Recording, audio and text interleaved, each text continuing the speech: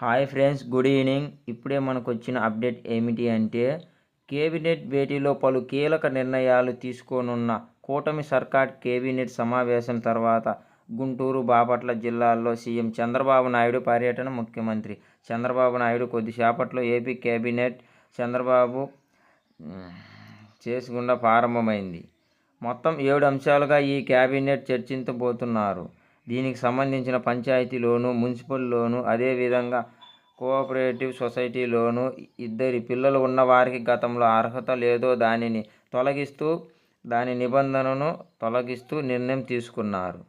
దీంతో పాటుగా GO-MS number 40 Sunnipeta వద్ద గ్రూపులు గతంలో జీవో ఇచ్చారు, దానిని రద్దు చేయాలని చూస్తున్నారు. దీంతో 217 జీవో మత్స్యకారులకు చెరువులు, గ్రామాల్లో ఉన్నటువంటివి కేటాయించి అంశములపైన బయట వారు కేటాయించేందుకు 217న ప్రభుత్వం తీసుకొచ్చింది. మధ్యకార ఉన్నటువంటి సొసైటీలకు తీవ్రంగా నష్టపోయిన పరిస్థితి అయితే ఉంది. ఈ ఎన్నికల్లో ఇచ్చిన హామీ మేరకు జీవోను రద్దు చేయాలని క్యాబినెట్లో నిర్ణయం తీసుకున్నారు. ఆ జీవోను కూడా రద్దు చేయాలని నిర్ణయం తీసుకున్నారు.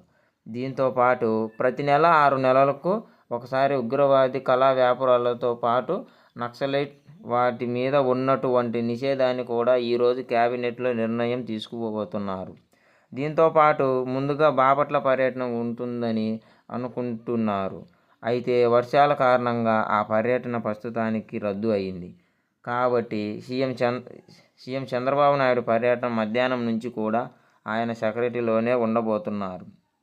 అయితే నామినేటెడ్ సంబంధించిన ఎదురు చూస్తున్నారు. ఈరోజు క్యాబినెట్లో కీలక నిర్ణయంగా భావించాల్సి వస్తుంది.